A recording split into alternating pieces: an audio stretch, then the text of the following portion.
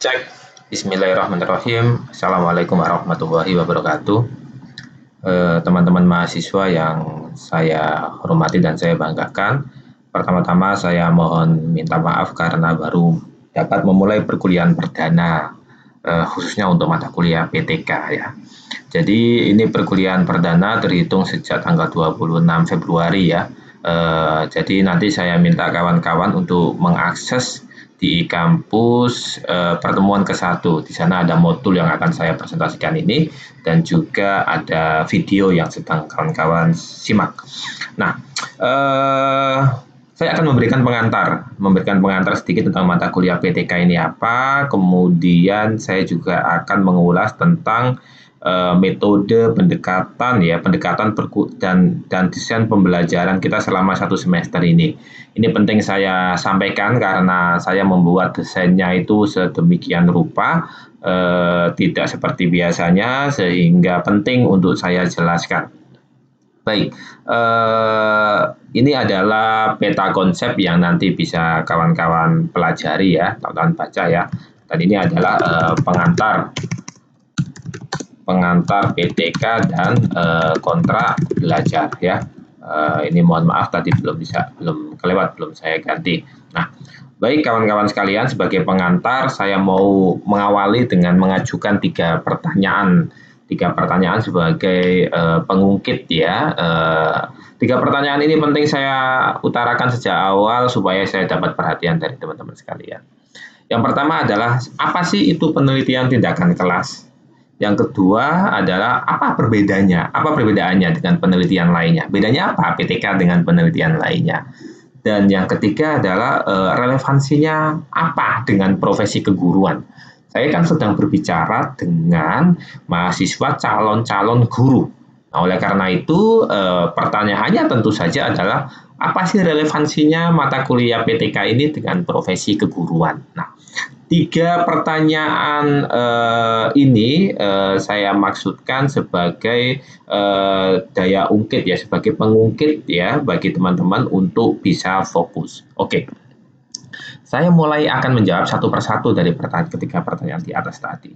Oke, yang pertama adalah apa sih PTK itu? Nah, saya mendefinisikan bahwa PTK itu adalah sebuah penelitian tindakan ya, sebuah penelitian tindakan. Saya berharap teman-teman sudah tidak bingung lagi dengan istilah penelitian tindakan, karena saya anggap teman-teman sudah memperoleh mata kuliah metodologi penelitian ya. Oke, saya lanjutkan.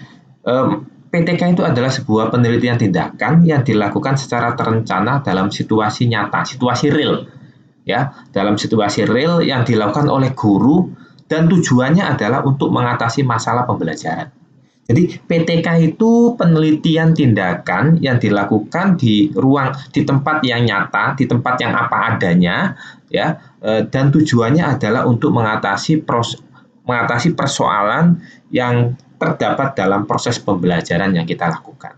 Dari sini teman-teman sudah terbayang dong bahwa situasi nyata tadi itu adalah situasi yang ada di ruang kelas kita. Jadi ketika kita mau melakukan penelitian tindakan kelas, maka kita melakukannya di ruang kelas di mana tempat kita mengajar sehari-hari. Kita tidak perlu lagi membuat ruang kelas bikinan, ruang kelas artifisial gitu ya, yang dibuat hanya untuk kegiatan penelitian. Tidak.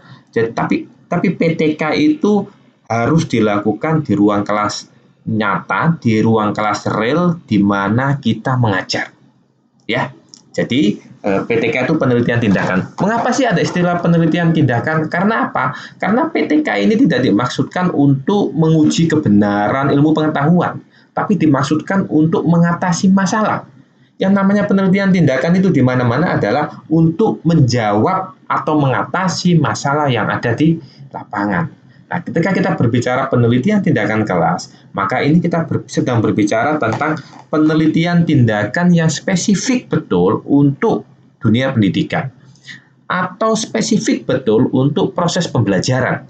Ya, jadi definisi yang saya buat adalah penelitian PTK ini penelitian tindakan yang dilakukan oleh guru di ruang kelas yang sebenar-benarnya, ditujukan untuk mengatasi persoalan pembelajaran Karena apa? Agar proses pembelajaran dan hasil belajar itu dapat dicapai secara optimal dan berkualitas. Oke, dari definisi ini kemudian ada pertanyaan, mengapa harus guru yang melakukan penelitian? Sekali lagi, PTK ini adalah penelitian tindakan yang dilakukan untuk mengatasi masalah proses pembelajaran. Siapa yang menghadapi masalah proses pembelajaran? Guru, ya kan? Ketika ada masalah dalam proses pembelajaran, maka itu menjadi masalah guru. Nah, oleh karena itu, PTK ini yang melakukan adalah harus guru. Apakah boleh peneliti lain dari luar sekolah atau bukan guru yang melakukan penelitian? Tidak boleh kalau dia melakukan sendirian. Tapi kalau dia menjadi mitra guru tersebut, maka dibolehkan. Jadi tetap harus guru yang melakukan penelitian dan peneliti tersebut menjadi mitra. Mitra nanti fungsinya apa? Fungsinya adalah menjadi mitra dalam merumuskan rencana tindakannya seperti apa, menjadi mitra dalam mengobservasi atau mengamati pelaksanaan tindakan itu seperti apa, menjadi mitra dalam refleksi. Nanti ketika diskusi setelah pelaksanaan, masukannya seperti apa. Jadi yang menjadi peneliti dalam penelitian PTK ini harus guru. Kalau mahasiswa boleh nggak? Ya kalau mahasiswa pengen belajar bagaimana cara meneliti PTK, boleh, silakan saja. Tapi konteksnya adalah dia belajar melakukan penelitian tindakan kelas. Lebih bagus lagi, walaupun ketika belajar, mahasiswa tersebut sudah melibatkan guru di sekolah tersebut. Nah, itu pengertian atau definisi tentang penelitian tindakan kelas. Di sini sudah saya kutip beberapa ahli yang menyampaikan penelitian tindakan kelas itu seperti apa. Saya uraikan salah satu contohnya ya, seperti yang disampaikan oleh Ari Kunto ini, dia menyatakan bahwa PTK adalah salah satu bentuk penelitian yang dilakukan di kelas. Salah satu bentuk penelitian yang dilakukan di kelas. Artinya apa? Artinya ruang lingkup masalah yang boleh diteliti oleh PTK itu adalah masalah yang ada di dalam kelas. Ini membatasi isu-isu apa saja yang menjadi domain dari penelitian tindakan kelas. Kita tidak bisa misalkan meneliti apapun menggunakan PTK karena itu akan menyalahi filosofi dari penelitian tindakan kelas tadi. Misalkan ada masalah tentang kedisiplinan siswa-siswa kita di dalam kelas, ya kan, terlihat tidak disiplin dan lain sebagainya, maka itu relevan untuk kita teliti dalam penelitian tindakan kelas menggunakan PTK misalkan. Tujuannya apa? Supaya masalah rendahnya kedisiplinan itu bisa teratasi dan dampaknya adalah hasil belajarnya meningkat. Namun ketika misalkan kita punya masalah kelas kita bising karena apa? Di kelas sebelah sedang renovasi. Nah, itu jadi masalah buat kita dalam proses pembelajaran, tapi itu masalah yang ada di luar kelas. Jadi tidak bisa kita teliti menggunakan metode penelitian tindakan kelas. Jadi dari definisi Ari Kunto ini, maka kita sudah dapat membatasi apa sih masalah-masalah yang relevan diteliti menggunakan pendekatan PTK. Begitu ya. Nah, ini ada lagi Winawijaya mendefinisikan PTK itu secara etimologi, yaitu terdiri dari kata penelitian, kata tindakan, dan juga kata kelas. Penelitian ini berarti adalah kegiatan pemecahan masalah yang dilakukan secara sistematis, empiris, dan terkontrol. Sistematis itu berarti tahap-tahapannya jelas. Empiris itu bisa diamati, ya kan? Dan terkontrol itu sampelnya atau lokasi penelitiannya itu batasannya jelas di ruang kelas itu tadi ya. Nah, itu adalah kegiatan yang disebut kegiatan penelitian. Tindakan ini dapat diartikan adalah sebagai sebuah perlakuan tertentu. Misalkan kita punya persoalan tentang rendahnya motivasi belajar siswa kita di kelas kita. Setelah kita analisis ternyata persoalannya adalah terletak pada metode pembelajaran yang kita gunakan terlalu monoton, maka kita akan melakukan uji coba atau perlakuan dengan menggunakan metode pembelajaran tertentu. Kemudian kita susun penelitian PTK menggunakan metode pembelajaran tertentu tadi itu. Nah, metode pembelajaran yang kita pilih itu adalah bentuk tindakan. tindakan yang kita anggap akan dapat mengatasi masalah pembelajaran yang sedang kita hadapi, yaitu rendahnya motivasi belajar siswa tadi itu, ya. Jadi PTK itu harus ada tindakannya. Tindakannya itu bisa berupa metode pembelajaran, bisa berupa pendekatan pembelajaran, bisa berupa penggunaan bahan ajar yang berbeda. Itu semuanya harus ada tindakan. Karena apa? Tadi ini penelitian tindakan yang dilakukan dalam mengatasi masalah. Nah, ketiga adalah kelas, yaitu menunjukkan pada tempat proses pembelajaran berlangsung. Ini seperti yang saya sampaikan tadi ya, ketika menjelaskan definisi PTK dari Ari Kunto tadi. Sekali lagi, kelasnya itu harus kelas yang sebenarnya. Karena kita mengajar, bukan kelas yang kita buat-buat. Oke ya, sampai di sini teman-teman sudah memperoleh gambaran tentang apa itu PTK. Nah, selanjutnya, apa sih perbedaan penelitian tindakan kelas dengan penelitian-penelitian yang lainnya? Ini penting saya sampaikan teman-teman sekalian, karena ini jangan sampai teman-teman punya gambaran yang berbeda atau membingungkan ketika memahami PTK. Nah, ada beberapa dimensi yang bisa kita identifikasi untuk membedakan penelitian PTK dengan penelitian yang non-PTK. Jadi yang pertama dimensi motivasi. Apa sih motivasi kita melakukan PTK? Yaitu untuk melakukan tindakan dalam rangka perbaikan masalah, ya kan? Perbaikan proses pembelajaran, perbaikan proses pembelajaran misalkan ya, perbaikan pembelajaran. Ini yang kita lakukan. Ini motivasi kita. Tindakan untuk apa? Perbaikan pembelajaran. Nah, berbeda dengan penelitian non-PTK, tujuannya adalah apa? Untuk mencari kebenaran, untuk menguji teori ini benar apa tidak dan lain sebagainya. Jadi di sini sudah filosofinya sudah beda. Saya sebutnya filosofinya sudah beda. Jadi motivasi kita melakukan PTK itu tidak seperti kita melakukan penelitian-penelitian lainnya. Sumber masalah dari diagnosis. Jadi kita mapping, ada masalah apa? Kita identifikasi di kelas kita nih ada masalah apa sih, gitu kan? Nah, berbeda dengan penelitian non PTK, dia berangkat dari induktif maupun deduktif. Berangkat dari teori besar yang ada, kemudian kita terapkan, itu induktif. Atau itu deduktif. Atau induktif, berangkat dari masalah yang ada, kemudian kita buat teorinya. Nah, kalau PTK enggak, kita diagnosis ada masalah apa, kemudian kita identifikasi obatnya apa.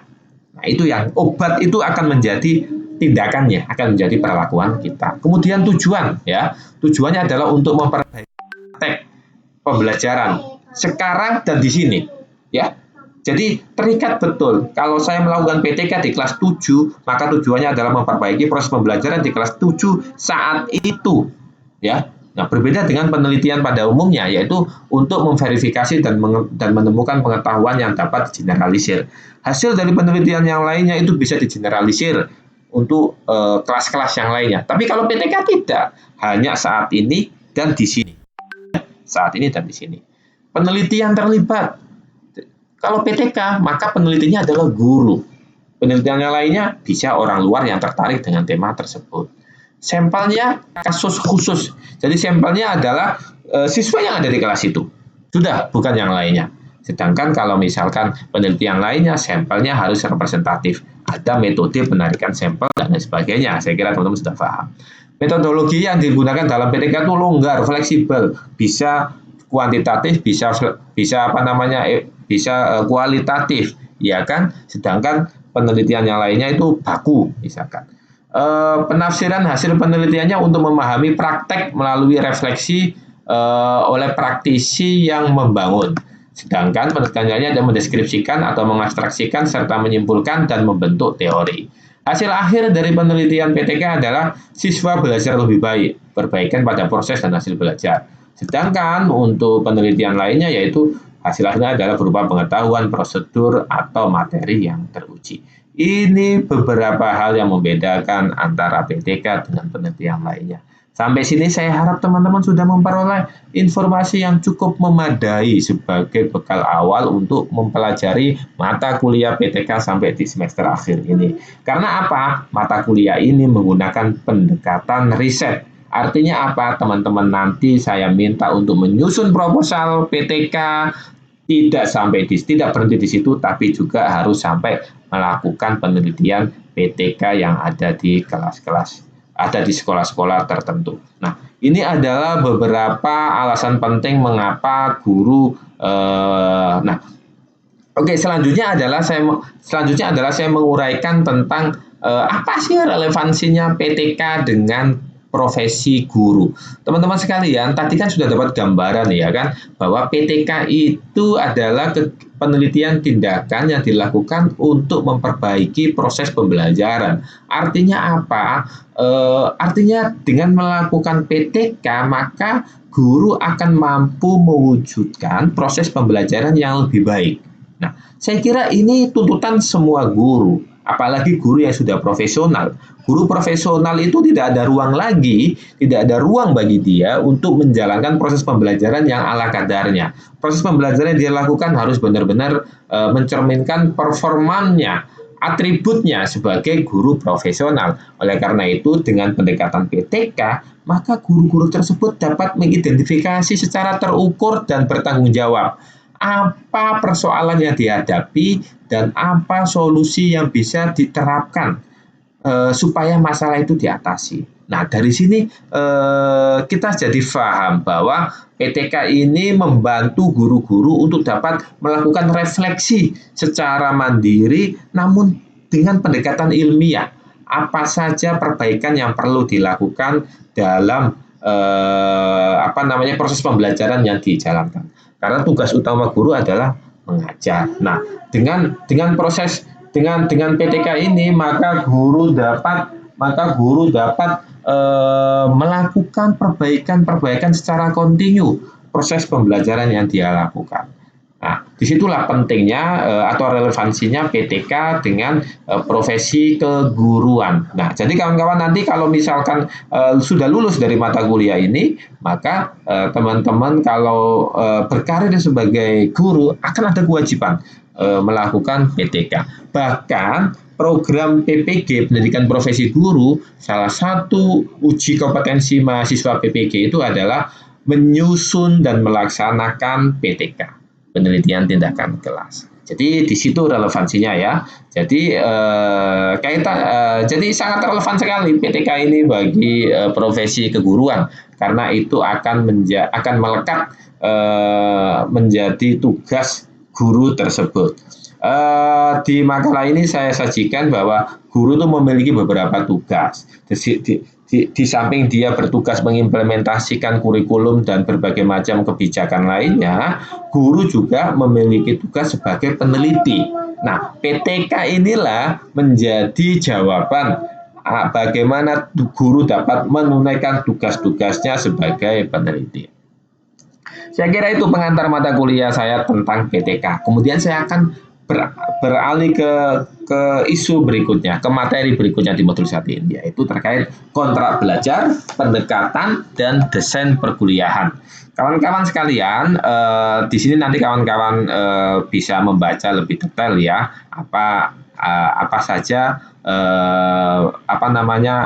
ketentuan-ketentuan yang saya tuangkan dalam kontrak belajar ini. Nah, saya mau menyampaikan bahwa mata kuliah ini saya tidak mau saya lakukan dengan menghabiskan waktu sebanyak-banyaknya di ruang kelas. Maksudnya begini, saya tidak mau satu semester ini waktu kita habis hanya di ruang kelas, hanya mendiskusikan teori tentang PTK. Saya mau menggunakan mata kuliah ini juga syarat dengan kegiatan praktek. Praktek apa? Praktek PTK. Praktek melakukan penelitian tindakan kelas. Tidak di kampus, tapi di sekolah yang sebenarnya. Nah, oleh karena itu pendekatan yang saya gunakan dalam penelitian ini adalah pendekatan riset. Maksudnya adalah kawan-kawan mahasiswa akan saya beri kesempatan untuk melakukan riset PTK. Mulai dari bagaimana menyusun desain atau proposalnya, bagaimana pelaksanaannya, sampai nanti bagaimana penyusunan laporannya. Nah, oleh karena itu, secara keseluruhan, saya membagi ada beberapa aktivitas yang akan kita lakukan dalam satu semester ini. Yang pertama adalah aktivitas pembentukan kelompok. Saya minta nanti kepala sekolah, ketua kelas, mengorganisir pembentukan kelompok-kelompok ini. jumlah anggota kelompok disesuaikan dengan jumlah mahasiswa dan juga jumlah kelompok yang akan dibentuk. Di sini saya sudah membantu ada berapa kelompok. Nah, kelompoknya saya sebut dengan kelompok riset. Jadi kelompok riset 1, kelompok riset 2, kelompok riset 3, dan seterusnya. Nah, berdasarkan tema-tema yang ada di RPS, maka dibutuhkan ada 7 kelompok riset. Yang pertama adalah kelompok riset dasar-dasar penelitian tindakan kelas. Tugasnya apa? Tugasnya adalah nanti menyusun makalah dan mempresentasikan makalah. Jadi kelompok riset 1 ini mulai Sabtu depan akan mempresentasikan tentang dasar-dasar penelitian tindakan kelas. Detailnya silakan lihat di RPS ya. Sudah saya unggah di e-kampus. Nah, nanti silakan siapa yang menjadi kelompok riset 1. Nah, kelompok riset ini saya buat permanen sampai akhir semester. Karena tugasnya tidak hanya akan mempresentasikan dasar-dasar tema-tema dalam setiap minggu, tema-tema makalah dalam setiap minggu. Tapi kelompok riset ini nanti juga akan menjadi kelompok yang melakukan kegiatan penelitian PTK di sekolah-sekolah. Nanti akan saya jelaskan lebih lanjut ya. Oke, jadi yang pertama adalah pembentukan kelompok. Saya minta ketua kelas nanti mengordinir siapa masuk kelompok riset 1, 2, 3, dan 4. Berapapun jumlah mahasiswa yang ada di kelompok ini, usahakan tetap dapat dibagi menjadi 7 kelompok riset ya. 7 kelompok riset ini. Oke ya, di sini clear ya. Kalau misalkan ternyata jumlahnya kebanyakan, jumlah mahasiswanya kurang. Nah, boleh dibagi menjadi 4 kelompok riset. Jadi ada 2 kelompok yang nanti presentasi 2 kali, gitu ya. Atau dibagi 3 kelompok, ya terserah saja. Nanti laporannya sampaikan di saya. Tapi kalau jumlah kelompok yang banyak, maka saya kira cukup untuk dibagi menjadi 7 kelompok riset. Nah, setelah pembagian kelompok, maka aktivitas kita dalam 1 semester ini adalah nanti kawan-kawan akan menyusun makalah sesuai dengan tema-temanya tadi ya. Kelompok 1 nyusun makalah tentang dasar-dasar PTK, ya kan. Kemudian kelompok 2 nyusun tema selanjutnya dan lain sebagainya. Nah, tidak berhenti di penyusunan makalah tersebut juga harus dipresentasikan sesuai dengan jadwalnya. Jangan ada yang meleset ya, jangan ada misalkan ketika tugas kelompok ternyata tidak masuk, misalkan jangan sampai terjadi ya, supaya proses pembelajaran bisa kita lakukan. Nah, dalam mempresentasikan makalah silakan membuat PowerPoint atau sejenisnya berupa strong point. Item-item apa saja yang akan dipresentasikan begitu ya. Kemudian selain nyusun makalah dan presentasikan makalah, kelompok-kelompok riset tersebut mulai pada pertemuan ke-10 itu sudah melakukan aktivitas lain, yaitu penyusunan proposal penelitian tindakan kelas, yaitu terdiri dari bab 1, bab 2, dan bab 3 ya. Jadi kelompok-kelompok yang tadi itu tetap tidak berubah. Selanjutnya tugasnya tidak lagi bikin makalah, dan karena sudah selesai, tugas berikutnya adalah menyusun proposal. Saya harap dari diskusi mulai dari tema 1 sampai tema 7 tadi itu, teman-teman sudah memiliki pengetahuan yang cukup bagaimana menyusun proposal PTK yang baik. Oleh karena itu, kemudian setiap kelompok saya minta menyusun proposal PTK yang baik. Terserah kalian nanti milih tema PTK-nya apa, terserah. Ya, terserah. Sesuai dengan nanti hasil diskusi setiap minggu, kawan-kawan akan dapat inspirasi tema penelitian apa. Dan yang terpenting dalam penyusunan proposal ini adalah kalian harus sudah juga menentukan sekolah atau madrasah mana yang berkenan dijadikan mitra atau tempat pelaksanaan PTK. Di sekolah tersebut juga sekaligus rekrut guru yang mau dijadikan mitra dalam penelitian tindakan kelas. Saya kira akan banyak guru yang mau, karena apa? Nanti hasilnya guru tersebut bisa membuat artikel laporan penelitian tindakan kelas. Begitu ya. Jadi penyusunan proposal ini sampai menyusun bab 1, bab 2, bab 3 secara berkelompok. Teman-teman juga mencari sekolah atau madrasah mana yang akan dijadikan mitra, termasuk gurunya ya. Nah, setelah penyusunan proposal nanti akan ada proses peer review desain proposal, yaitu kita saling bertukar proposal, saling mereview apa kekurangannya, apa kelemahannya. Yang direview apa? Mulai dari bab 1 sampai bab 3. Bagusnya peer review itu apa? Nanti masing-masing kelompok akan dapat memotret keunggulan kelompok-kelompok lainnya dan bisa mengadopsi, begitu ya. Nah, setelah peer review, maka selanjutnya adalah teman-teman akan melaksanakan penelitian di sekolah atau madrasah yang sudah ditentukan. Jadi tadi kan pas menyusun proposal kan kita sudah menentukan di sekolah dan madrasahnya. Nah, ketika pelaksanaan maka kita sedang melaksanakan proposal yang sudah kita susun atau rencana PTK yang sudah kita susun. Kita laksanakan di sekolah atau di madrasah sesuai dengan yang sudah kita pilih. Nah, yang terakhir adalah penyusunan laporan penelitian tindakan kelas. Nah, penyusunan ini juga penting. Nanti kita menyusunnya mulai dari bab 4 dan bab 5. Untuk penyusunan nanti akan saya dampingin bagaimana menyusun laporan penelitian tindakan kelas yang baik dan benar. Jika desain ini dapat berjalan dengan baik, maka di akhir semester teman-teman akan dapat memiliki karya ilmiah. Karena apa? Tahapan-tahapan ini sudah memungkinkan teman-teman memiliki artikel ilmiah di jurnal, ya. Jadi saya harap ini dapat memompa motivasi kita semua supaya serius melakukan step by step dari desain penelitian tindakan kelas ini, sehingga apa? Sehingga kita dapat memperoleh luaran atau produk dari kegiatan ini. Nah, mengapa desain penelitian? Mengapa pendekatan mata kuliah ini menggunakan pendekatan riset? Itu karena didasarkan pada deskripsi capaian mata kuliah yang sudah kita susun. Jadi kawan-kawan sekalian, kalau kita melihat deskripsi capaian pembelajaran per mata kuliah ini, maka kita bisa melihat level kognisinya itu paling rendah adalah level C3 bahkan sampai C6. Artinya apa? Ini menuntut proses pembelajaran yang higher order thinking, yaitu pembelajaran yang mampu merangsang mahasiswa untuk memiliki penalaran tingkat tinggi.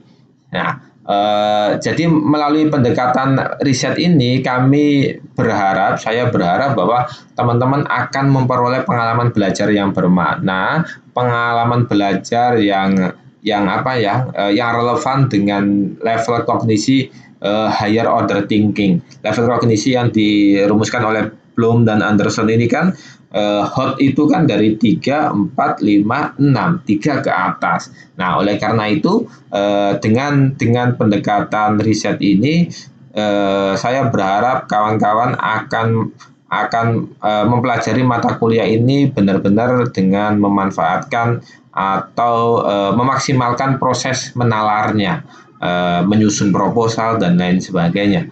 Nah, ini silakan nanti dibaca ya. Nah, dan ini akhirnya mulai minggu pertama adalah sekarang yang sudah saya sajikan. Nah, mulai minggu depan adalah kelompok riset 1 ya, dia akan menyajikan dengan dasar penelitian tindakan kelas, kerja kelompok, menyusun makalah dan presentasi. Nah, mulai dari pertemuan ke-10 nanti kerja kelompok menyusun proposal PTK dan seterusnya sampai nanti pertemuan ke-14 atau minggu ke-14 akan implementasi penelitian tindakan kelas. Ini akan penelitian di lapangan begitu ya. Dan yang pertemuan ke-15 adalah menyusun laporan. Nah, ke-16 kita ini ujian akhir semester ya. Ujian akhir semester. Nah, UAS ini dilakukan sendiri-sendiri, tidak berkelompok. Namun jika desain penelitian ini dapat kita lakukan dengan baik, mahasiswa dapat menyusun laporannya dengan baik, maka dapat saya pertimbangkan kita tiadakan UAS. Cukup nilainya nanti saya peroleh dari tugas riset yang teman-teman buat. Nah, terakhir sekali lagi saya mengingatkan supaya tidak lupa, ketua kelas mohon untuk segera mengkoordinir, membentuk kelompok-kelompok riset seperti yang saya sampaikan tadi, diketik dalam apa namanya file Word dan di-submit di menu diskusi dalam pertemuan ke-1 di e-kampus. Saya kira itu yang bisa saya sampaikan. Terima kasih. Mohon maaf atas beberapa kekurangannya. Assalamualaikum warahmatullahi wabarakatuh.